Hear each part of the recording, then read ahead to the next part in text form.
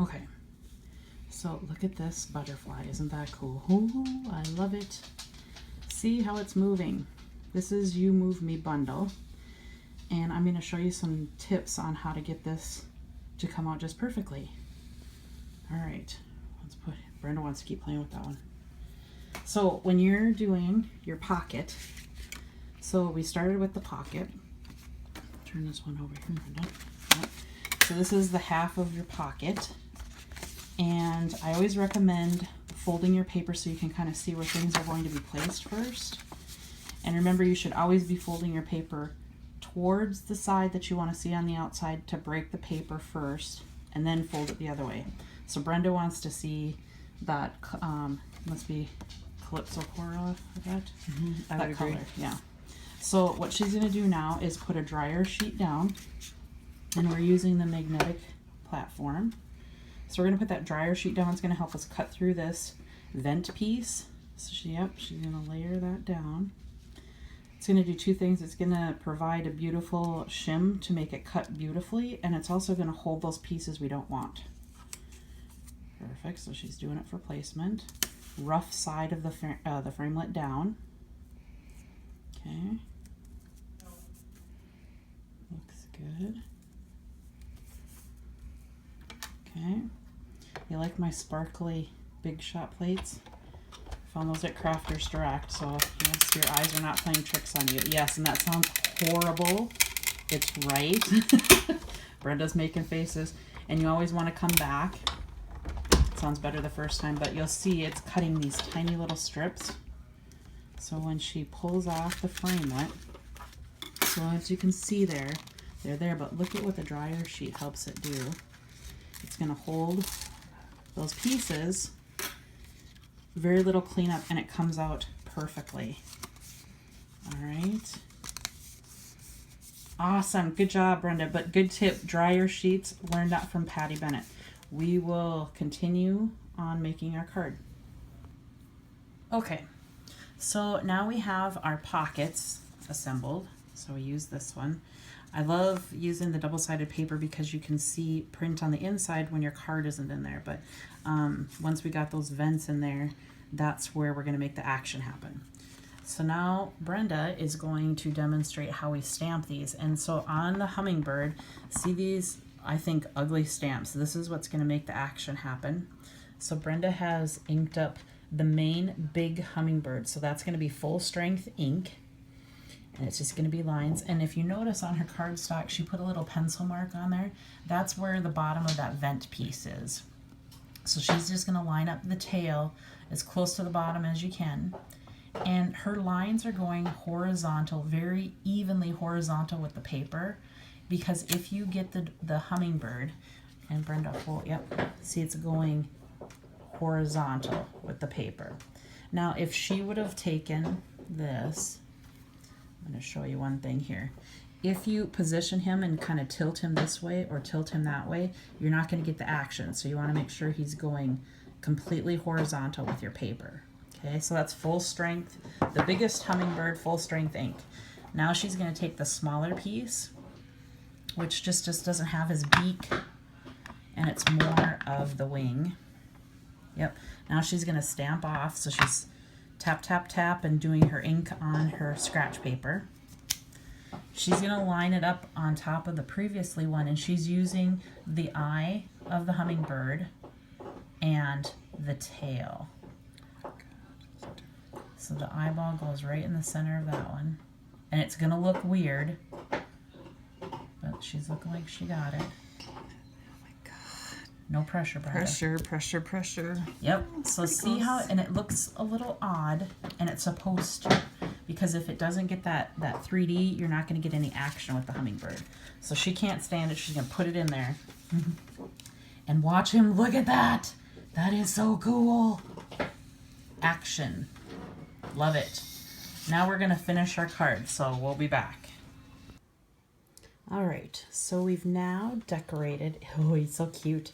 Look at the action on that hummingbird. And as we've said before, it's nice to have that double-sided paper so you have something pretty behind him. But we want to give you a few tricks.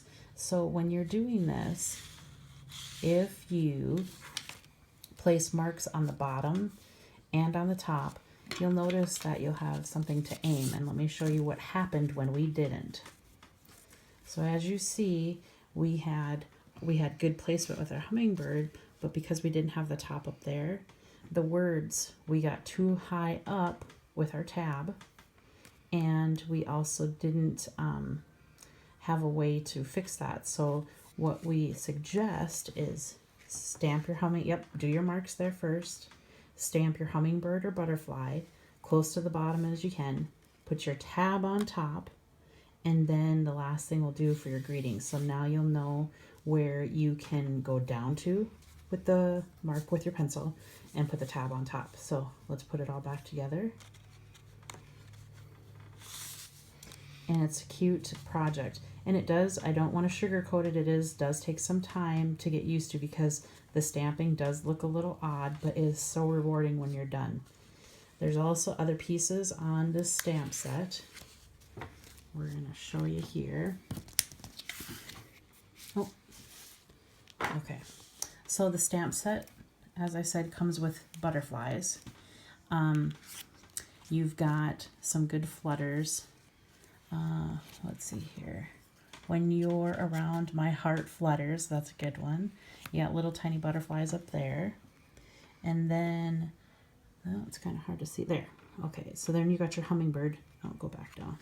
Yep, flowers. So you've got flowers and these tiny spider looking things. Those are for the inside of the flowers.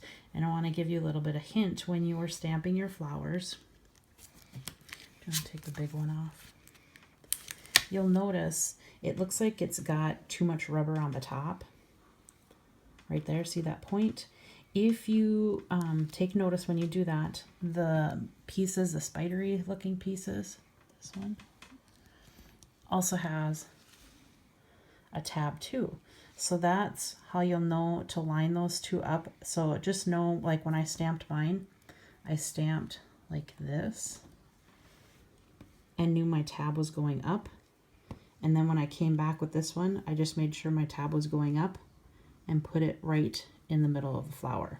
So there's two sizes of this one. The bigger one goes with the big flower. The smaller Spidey one right there goes with the one that Brenda's holding. Okay. You also have this weird looking piece. And if you go online, you're going to see people speculating what that is. And it actually was meant to be the green part of your flower. Let me show you here. So here's what, aren't those flowers cute? So this is meant to be like in green and finishing the flower. To me, it got a little bit of putsy and I want to show you. It's still cute, but I don't know if you need it. To me, it would make a better bird up in the sky, something like that. But let me show you here. So it's that little piece right there, okay? But I don't know if you really need it. I thought it looked good without it. And actually, I'm going to cover up with this cute little butterfly. I'm going to show you Brenda's card again. As you see on here, she's got the two-tone butterflies. So how she did that was to use the same colored ink. So she did rich raspberry, stamped it on a piece of scratch paper first, and then used the detailed one full strength, that one, yep, and did that full strength over the top, which gives it this cute little two-tone butterfly with one ink. So cute. Okay, so the other thing that was cool about the new catalog is we have tiny little dimensionals, and to get the full effect of these, here is the size of what our traditional ones look like. And here are the tiny ones. As you see, they're less than half the size, but perfect for our tiny little stamped images. What I'm going to show you here is we're going to put butterfly. I'm going to peel it off. I love dimensionals. Do you want to put that butterfly on? And we're going to just do it to finish off. Oh yes, isn't that cute? Just a little pop of color. Oh no, I love it. Okay, let's see the action on that one, Brenda. All right. Oh, it's so fun. You move me with your kindness. I hope you enjoyed this video. Again, this is the You Move Me bundle, $49.50, and that will get you the dies. I'm going to show you the dies. Oh, it's hard to stop watching it. Here are the framelits that go with it. So this is your window piece, and you get a full image of a hummingbird. You get the butterfly, lots of different butterfly pieces. This piece is to do up here. It would be if you wanted to do a half circle to nest your little tab down further. That would do that. You've got your butterfly and just little embellishments for the inside of your flowers. And then the stamp set has got all of these pieces in it. Cool. Again, You Move Me, $49.50. And item number 145322. One more time. Oh, beautiful. Stamp it up if you ever catch this. We want one for Christmas now. We want a reindeer. We want a Santa. Give us some more movement. Thanks for watching.